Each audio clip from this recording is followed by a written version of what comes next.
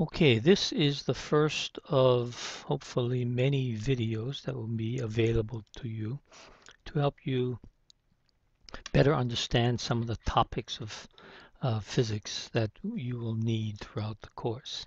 This one talks a little bit about one-dimensional kinematics, quantities such as position, displacement, velocity, and acceleration. So let's get started.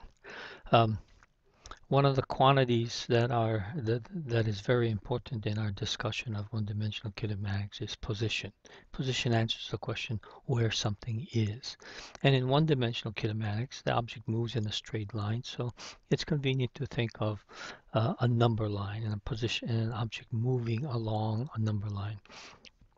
The origin, x equals 0, somewhere on the number line, points to the right of the origin, have positive positions, points to the left of the origin, have negative positions, and this is a very common convention that has been adopted.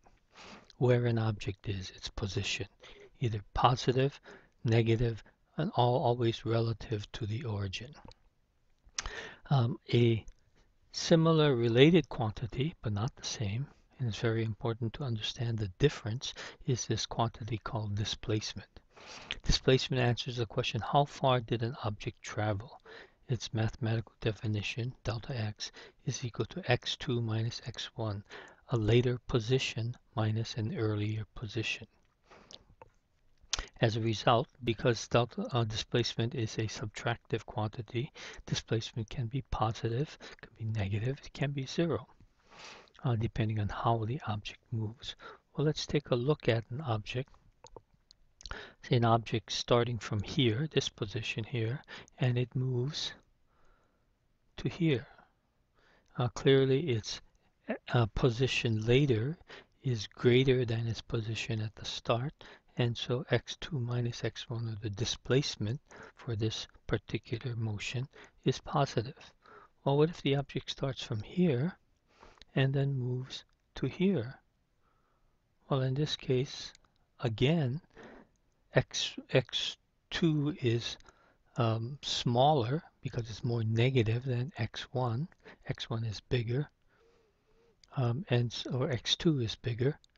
So x2 minus x1 is once again a positive quantity. What if an object starts here and moves to here? Well, in this case, x1 is negative, x2 is positive. Positive quantity minus a negative quantity will again give us a positive displacement. So as we've seen for these three examples, when an object moves to the right, it's moving to larger position, and therefore displacement is positive. Clearly what we would expect then if an object moves to the left, its position is negative. Okay, moving on. The next quantity that we find useful is something called the average velocity during an interval, v average. And this again, this is the mathematical definition of average velocity, x2 minus x1 divided by t2 minus t1, or the displacement during some motion divided by the time for that particular motion. And while that's the mathematical definition, what we're going to also do is look at the motion of an object as shown on this position versus time graph. Position on the vertical axis, time on the horizontal axis, and this line shown here tells us how the object moved with relationship to time from x1 t1, that's the red dot, to x2 t2. We can see its position increased, and then its position decreased to x2. So the object was moving forward to the right and then moving backward to the left. Okay, so if we look at our mathematical definition of average velocity, x2 minus x1 divided by t2 minus t1, and see what that means in relationship to this graph, we see that this quantity here, the length of this line, here's we're taking the x2 value and the x1 value, subtracting it, it gives us the length of this quantity here. That's the displacement delta x. This line here, that length of that line, is delta t. And so when we take delta x and divide that by delta t, we're taking this quantity divided by that quantity. What actually are we doing? Well, obviously what we're doing is something in relationship to that hypotenuse of the right triangle drawn. And what we're really doing is taking the rise of that line divided by the run. And the rise of the run, of course, is the slope of the line connecting the start and the end of the interval of the x versus t graph. So the average velocity graphically is telling us to calculate the slope of the line connecting the point at the beginning of the interval to the end of the interval. This average velocity tells us, well, it gives us the slope of this line gives us the average velocity during that interval, but we can see that it doesn't really tell us what is happening to the object as it moves from the start of the interval to the end of the interval. Clearly, the position versus time graph varies from our straight line hypotenuse of the right triangle. And the reason the average velocity is not all that significant for us is that the delta t here is very large. And so how can we remedy that? Well, this is a different program that we will be using called Mathematica. And what Mathematica is doing is showing us a graph again of position versus time. And here's again a curve similar to the one we had, not the same, similar. We have a red point at the start of the interval and a black point at the end of the interval. In here, I've made our interval a little bit larger than what we shown earlier. But this quantity is delta t, this quantity is delta x. And we can see the text here is showing us the coordinate of the black point, the coordinate of the red point. It shows the calculation of the average velocity. And it's telling us also the instantaneous velocity at the red point. Watch what happens as I move the black point. As I move the black point, we can see that the black point coordinate is changing. We can see the average velocity is also changing. And it's clearly should happen because the slope of that line connecting the beginning and the end of the interval is changing as I move the black point. But watch me as I make delta t smaller.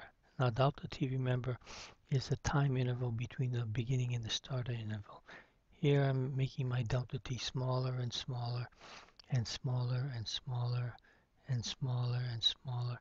And as delta t approaches 0, take a look at the average velocity calculation and the instantaneous velocity calculation. You can see that the average velocity approaches, getting closer and closer to the instantaneous velocity.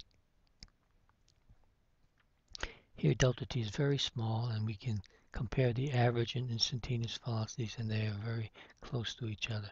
Now, something odd happens when I make the black point and the red point coincide. I'll try to do that. That happens right there. We can see that the average velocity is indeterminate, of course, because the denominator of the calculation is 0. But if I make it just very small, we can see that the average velocity and the instantaneous velocity are close to each other. So as delta t approaches 0, the average velocity approaches the instantaneous velocity. So what we really mean by the instantaneous velocity is the slope of that line. The slope of that line, slope of the graph, or the line that is tangent to the x versus t graph at that particular point. So going back to our graph of x versus t, we can write what we did in the following way.